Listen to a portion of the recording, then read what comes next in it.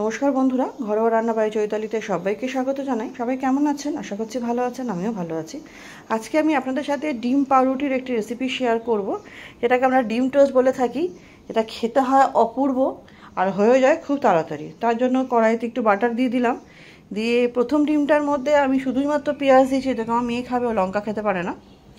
ওটা ভালো মতো নুন দিয়ে ফেটিয়ে নিয়ে ফ্রাইং প্যানে ছড়িয়ে দিলাম, চামচের সাহায্যে একটু ছড়িয়ে দেবেন। ছড়িয়ে দিয়ে ওপরে পাউরুটিগুলো দেবো। ততক্ষণে ডিমটাও হালকা দেখতে পাচ্ছেন ওপরটা একটু সেদ্ধ হয়ে এসছে। পাউরুটিগুলো দিয়ে একটু চেপে চেপে দেবো। চেপে চেপে দিয়ে বেশিক্ষণ রাখা যাবে না, যাতে ডিমটা পুড়ে না যায়, বা উল্টে দিতে হবে। উল্টে দিয়ে ওপিটটাও সেঁকে নেবো। আর যে বাড়তি ডিমটা আছে না, এটা পাউরুটির মধ্যে এরমভাবে মুড়িয়ে নেবো। নিয়ে একটা স্লাইস চিজ দিয়ে ডিমের ওপিটটা মুড়িয়ে দিয়ে একটু কিছুক্ষণ চেপে চেপে সেঁকে গরম গরম পরিবেশন করব সসের সাথে, বা শুধু খাওয়া যায়, আপনার বাচ্চা যেটা পছন্দ করবে। সেকেন্ডটা ওইভাবে বানিয়ে নিচ্ছি।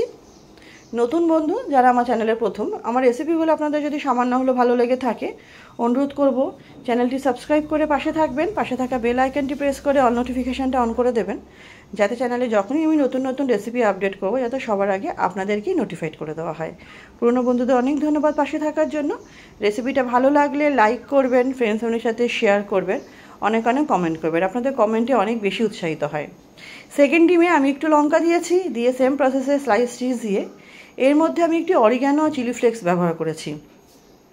খেতে কিন্তু অপূর্ব হয়। এগুলো ছাড়াও যে খেতে খারাপ হয় তা না, এগুলো দিলে টেস্ট আরও দ্বিগুণ বেড়ে যায়।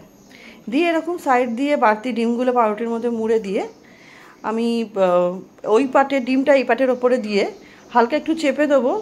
দেখবেন দুটো ক্ষেত্রেই চিজ যখন গলতে শুরু করবে না, দারুণ লাগে খেতে। আর এরকম যখন কামড় দেবো চিজটা মুখে পড়ে, এটা অসাধারণ লাগে। আগে যখন আমরা কলেজ থেকে ফিরতাম, রাস্তায় যে ডিম টোস্টগুলো খেতাম, সেগুলো তো এরকম বাটার বা চিজ দিয়ে হতো না, কিন্তু সেটা খেতেও কিন্তু খারাপ হতো না কোনো অংশে, দারুণই হতো খেতে। এভাবে করে গরম গরম পরিবেশন করব। তাহলে আর কি, গরম গরম এটাকে খাওয়ার পালা। আর ভিডিওটা আমি আজকে এখানেই শেষ করছি। নেক্সট দিন আবার হাজির হব নতুন কোনো রেসিপির সাথে। সবাই খুব ভালো থাকবেন, সুস্থ থাকবেন, সাবধানে থাকবেন। আর ভিডিওটা কেমন লাগলো জানাতে কিন্তু ভুলবেন না। সবাই খুব ভালো থাকবেন, সুস্থ থাকবেন, সাবধানে থাকবেন।